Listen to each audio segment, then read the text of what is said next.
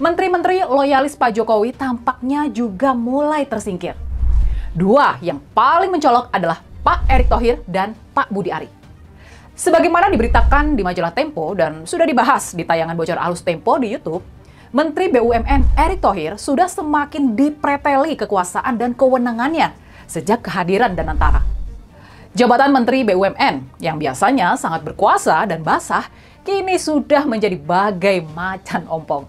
Sementara itu, Menteri Koperasi Budi Ari sekarang ini malah disibukkan kasus suap situs-situs judi online yang menyeret namanya.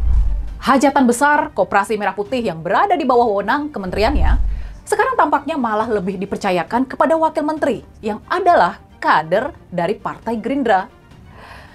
Sesungguhnya, rasa-rasanya, banyak di antara kita yang sudah tahu kalau kejadian seperti sekarang ini, kejadian merenggangnya hubungan di antara Pak Prabowo dan Pak Jokowi, hal ini sudah diketahui bakal terjadi sejak Pak Prabowo diambil sumpah sebagai presiden. Ini bakal terjadi dan Pak Prabowo diperkirakan bakal butuh waktu paling tidak 6 bulan buat mengkonsolidasikan kekuasaannya. Jadi, kemesraan Prabowo Megawati sekarang ini memang sudah diprediksi sejak lama. Walaupun kejadiannya ternyata lebih lambat dibandingkan yang diharapkan. Ini kabar baik buat perjuangan demokrasi dan konstitusi, walaupun kita semua masih harus tetap waspada dan bersikap kritis.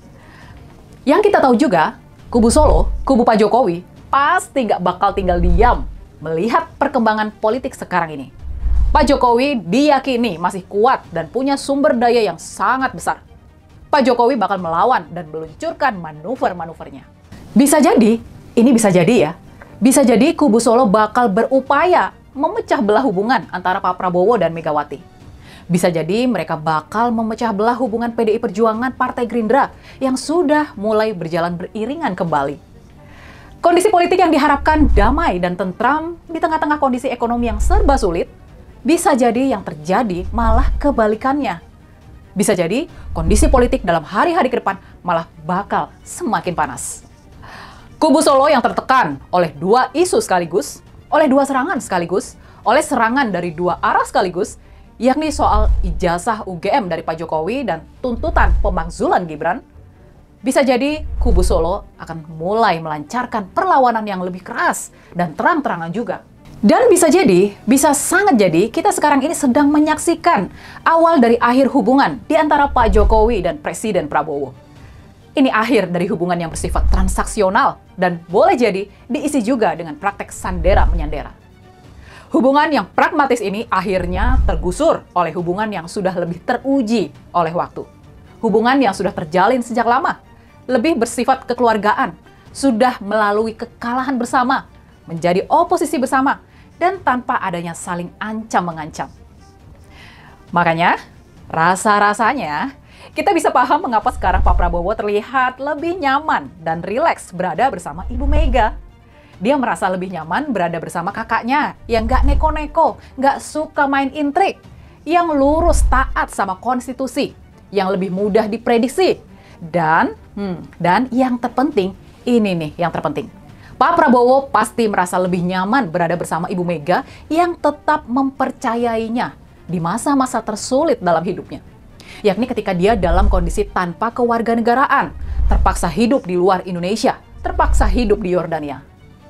Adalah Ibu Mega yang membawa Pak Prabowo kembali ke tanah air dan bahkan memberinya kepercayaan buat menjadi pasangan calon wakil presidennya di ajang Pilpres tahun 2009.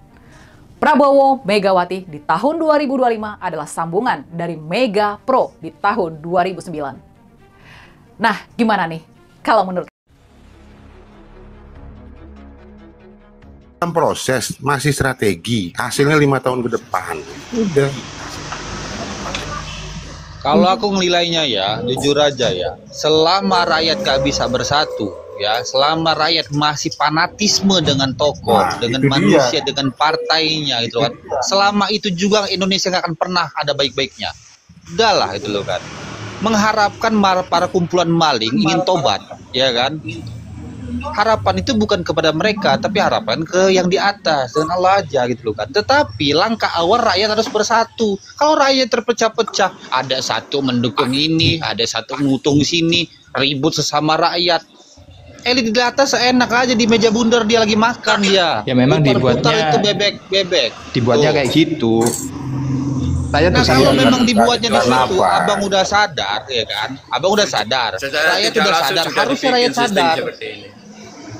Nah Karena kalau dari memang kita dulu, udah sadar semua dari bahwa dulu, itu dari dibikin, dulu ya, kenapa konsep kita mau bernegara ini nerima apa? gitu loh?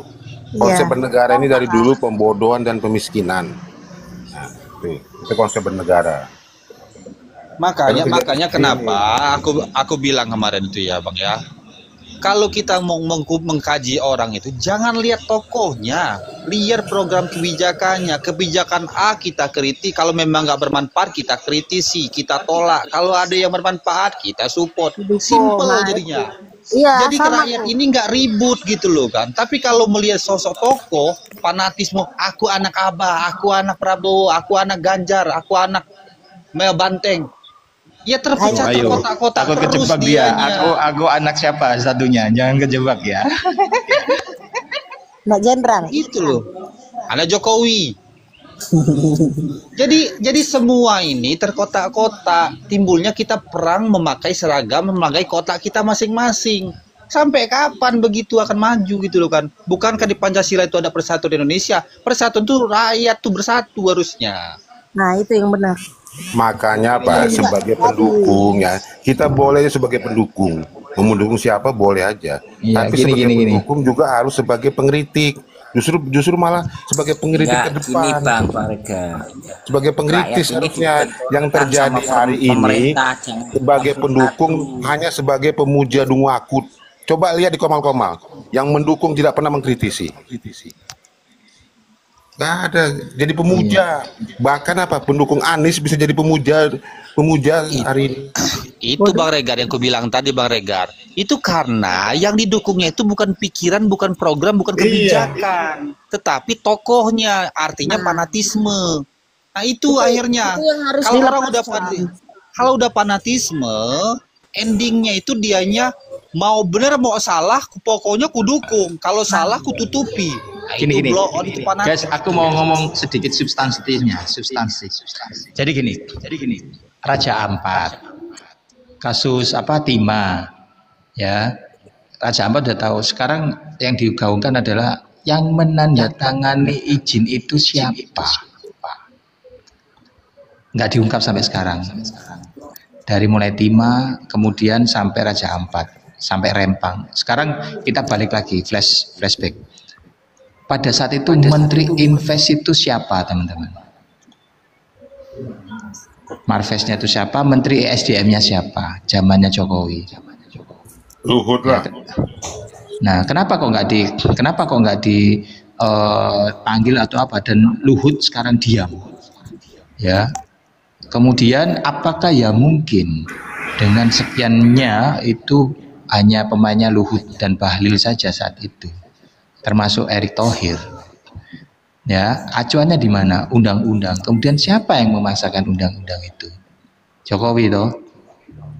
Nah, kemudian harusnya kalau Jokowi itu merasa dirinya benar, dia akan mengklarifikasi itu dengan apa? Saya dapat desakan atau tekanan dari siapa di belakangnya? Kan gitu, teman-teman. Satu itu. Yang kedua, yang sekarang kita lihat dari banyaknya persoalan ini, yang membekengi, yang kejadian di lapangan itu, siapa yang secara agresif itu memukul rakyat? TNI atau kepolisian? Ayo kita jawab sama-sama. Kalau saya lihat kan nggak mungkin, TNI kan jarang tuh waktu yang kemarin itu, 10 tahun kemarin, untuk ngebukin rakyat, ya kan? Kalau nggak Brimob, pasukan huru-hara yang ngusir-ngusir rakyat, bener nggak teman-teman? Berarti pemainnya dari dalam situ. Saya ngomongnya bukan tentang Polri-nya ya, tapi oknumnya ya. Sudah jelas sebenarnya, hanya saja mereka itu diputer-puter, diruwet-ruwetkan gitu loh. Akhirnya nggak ada jeluntrungnya sampai sekarang gitu loh teman-teman. Ya, itu aja sebenarnya. Bang Arek, sedikit Bang ya. Abang kalau ngomongin Polri Bang ya, Abang jangan bilang gitu oknum Bang. Justru bukan main oknum ini. Oknum itu ketika dia main sendiri Bang, bukan sistem, bukan jaringan Bang. Ketika sudah jaringan itu bukan oknum namanya Bang. Ya, Itu bukan oknum lagi kalau udah jaringan, Bang. tetap 99%. Jadi walaupun sebenarnya Bang ya, kritikan kita kepada Polri bertanggung jawab ini. Polri ini memain semua kayak gini. Kalau mereka nggak suka, maka mereka yang harus menyikat oknum-oknum di dalamnya, bukan kita yang menyatakan oknum mereka gitu loh kan. Tapi mereka sendiri yang membersihkan institusi dia gitu loh. Ini kan generalis dia sedikit mau anu kan dicopot kan. Dan masih mau kan, masih omong-omong. Kan masih mau, belum kan? Berarti omong-omong. Jadi kalau saya gitu. Coba perhatikan ya. Ini kita ini kadang-kadang suka menutup mata lalu mencari pembenaran, menyatakan oknum gitu loh kan. Contoh kecil. Ada Kapolsek, ada Kapolres, ada Kasat, ada ini bermain gitu loh kan ya. Pertanyaannya gitu loh kan, kalau memang kita aja sebagai rakyat sipil tahu mereka main, masa sebagai petinggi-petinggi Polri nggak tahu? Dongok berarti kalian itu semua. Masa kalian nggak tahu? Kalau memang kalian sudah tahu, kenapa kalian tidak tindak? Coba. Kenapa kalian berdiam diri? Karena onduknya di para jenderal-jenderalnya. Karena dana itu masuk ke aliran mereka kok. Jadi mau dibilang oknum lagi? Bukan, ini jaringan. Gitu loh. Kalau kau nggak mampu menjadi Pak Kapolri, kau nggak mampu menjadi Kasat, kau nggak punya ini, nggak usah kau jadi jabatan itu. Udah diem aja, jaga senjata aja. Ayo. Sekarang mau kita bilang oknum. Ketika kita lapor ke polisi, coba apa yang dilakukan sama polisi? Lagi main ludo, main apa, dianya kan kejadiannya di mana, kejadian di mana tuh. Kalau nggak ada duit, nggak jalan. Terus mau kita bilang itu oknum, tapi kita semua merata merasakan. Oknum macam apa lagi? Apa kita cuma kita aja yang tahu? Sedangkan petinggi-petinggi Polri nggak tahu. Tahu itu semua, tapi kenapa nggak ditindak? Kalau memang nggak mau dibilangin Polri, ya tindaklah. Ayo. TNI pun sama TNI. Ada yang backingin ini, backingin kayu, backingin ini, backingin ada. Gak usah jauh-jauh. Kalau abang sering masuk ke diskotik, itu siapa backing-backingnya coba? Siapa yang menjaga di situ? Apa itu tugas dari negara dikirimkan untuk TNI? Enggak, kita kritik di situ. Tetapi walaupun gimana pun mereka bermain begitu, tapi jaringan mereka masih 80% mereka menjaga negara. Hanya 20% yang bermain begitu. Tapi di Polri udah hampir 95%. Bayangkan coba, itu oknum lagi. Bukan oknum itu. Nah, itu alasannya kenapa tidak diungkap, karena jaringan. Kalau oknum gampang. Oknum gampang kena nyikatnya. Nah, nggak diungkap karena apa? Karena ini udah dalam bentuk jaringan atau komplotan. Kalau Ya, itu diungkap, tadi. kena semuanya. 99% walaupun 99% ya, mereka tetap oknum-oknum yang membuat jaringan. Akhirnya jadi mafia. Ya, jadi sebenarnya kita kalau pakai nalar nyebutnya bukan oknum lagi. Kalau oknum itu dilakukan satu orang. Ini jaringan, komplotan, mafia ini. Maka kalau ketika diusut sampai ke pucuknya, kena semuanya. Ya, Melibatkan oke, banyak orang. Kayak Oknum contoh diganti nih ya, contoh mafia. Bang Regar. Bang Regar ini adalah anggota kepolisian, contoh. Tiba-tiba dia mainin cewek, itu loh kan, ceweknya marah, nuntut. Itu oknum itu, Bang. Kenapa? Yang merasakan cewek itu tadi cuma Bang Regar. Nah, Oknum itu, kelakuan dia sendiri itu. Tetapi ketika Bang Regar membackingi satu tempat, nggak mungkin Bang Regar sendirian itu. Itu nggak mungkin. Ya, Itu logika aja itu. Siapa tahu ceweknya ternyata dicicipin sama banyak orang gitu ya. Orangnya banyak gitu. Nggak bisa Satu dibilang orang oknum gitu itu. kan. Kalau yang melakukan kesalahan sendiri tadi karena dia urusan pribadi dia itulah oknum. Tetapi kalau korupsi nggak ada namanya oknum. Berarti mafia. Mafia, jaringan jadi itu. gini loh, Iya. ya Spartan. Yang namanya oknum itu ketika diungkap, dia tidak melibatkan yang lain, itu oknum.